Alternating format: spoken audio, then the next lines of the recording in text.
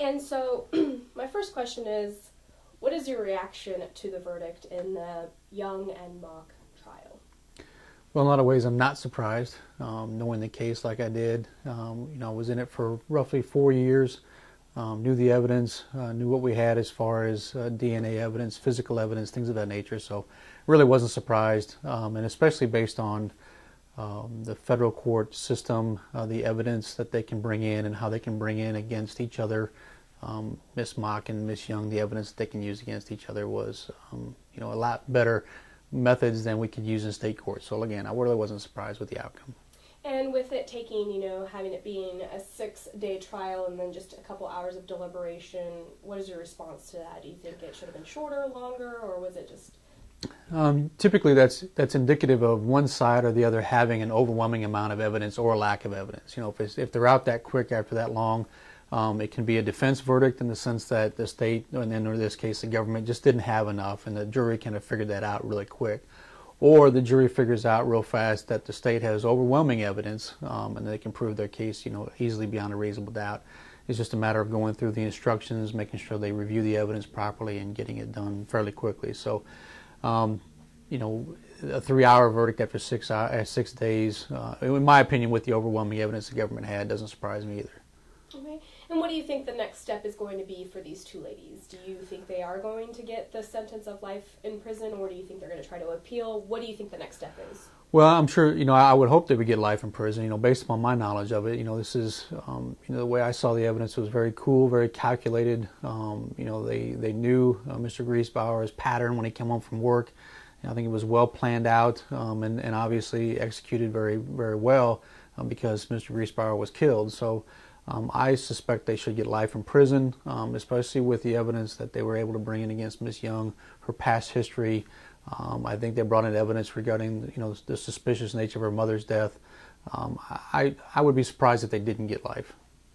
And touching base on that, you had just mentioned where they had looked at her past and, obviously try to see if, there was any correlation with that. How does that make you feel that, obviously you were the one that kind of was just like, this is something we needed to look into, there could be a pattern with this, and then now they obviously brought it in and looked at that in this actual federal case? Well, in hindsight, we're happy, when you see the end result, that what you did, because we played really a fairly long game of chess with Miss Young and Miss Mock. We waited as long as we could to get certain pieces of evidence. We waited roughly 2 years before we indicted Kay Young, and we kind of, and in that we interviewed, and my hat's off to law enforcement. Obviously, they interviewed everybody that had anything to do with anything.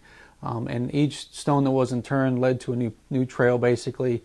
They followed it, they interviewed people, and because of that, we then, exhumed her mother based upon some medical records we had, based on some testimony we had from other individuals, and obviously, I'm sure it played a role in her conviction. All right. And, excuse me, so, I just lost my train of thought. Oh, okay. So with you being involved in this case, obviously, and like you said, you guys brought in everybody, looked at everything. When did somebody had mentioned on our story that a lot of people initially thought it was a suicide? Mm-hmm. Can you kind of maybe, if you can, talk about how it went from a appearance or possible suicide to a homicide investigation? It was a homicide investigation from the get-go. Going to the crime scene, and if you're familiar with guns at all, the murder weapon in this case was a lever-action rifle. And for Mr. Griesbauer to have committed suicide, there would have been one shell spent because he was shot in the face. This gun had a loaded cartridge in its chamber again, so that means somebody shot and then cocked their weapon again and put a live shell in the chamber. So no way could he have done that. The other thing too, the way that the gun was positioned along his body, again, just in no way. And then the way the body was positioned, we knew right off the bat that there was no way this was a suicide. I think the 911 call, Miss Mock and Miss Young tried to set it up in that fashion, but it was evident when we got there that this was not a suicide. And if you can, are you allowed to touch base on when did you guys figure out that obviously this was murder for hire or whatever it was, and that Young was trying to go after his insurance policies. Well, just looking at the whole picture as to what, you look for, even though you're not required to prove it, but you certainly look for a motive. Why would somebody do this to somebody else?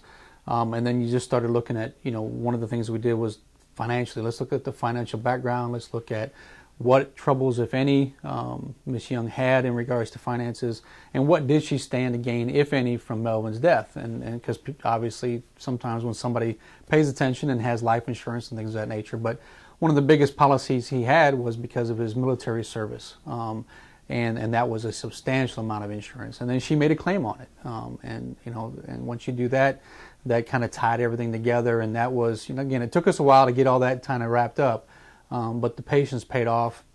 Even though I know it was hard for the Griesbauer family to watch Kay Young out there for a couple of years before we indicted her, it's still, you had to kind of play that chess game, and we did. And some people, obviously when they heard the verdict yesterday, or even when it was actually finally going to trial, can you just kind of maybe respond to that, why it did take 6 years to finally go to where it came to?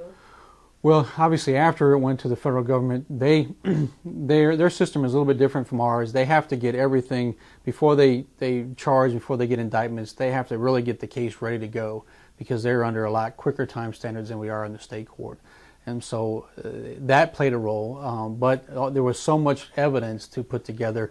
A lot of the delays, as I understand, in the federal court were because of the defense. They needed as much time as possible to wade through the mountains of evidence that we had produced against her to make sure that they were ready for trial. But again, it just took time. We kind of, negotiated as much as we could with Miss Mock. She finally provided evidence roughly 2 years after she was arrested. She wasn't really wanting to go to trial, and so it just played out that way. But in the end, they've been Miss Mock's been incarcerated since 2006. Miss Young since 2008. I mean, in my opinion, they're there where they were supposed to be. So. All right. And do you think that they'll try to appeal? Oh, I would think so. Yeah, I think most criminal cases, and a guilty verdict, and obviously with life imprisonment, I would imagine. I would be surprised if it wasn't appealed. Okay. Is there anything else you'd like to add? Nope. That's about all I know.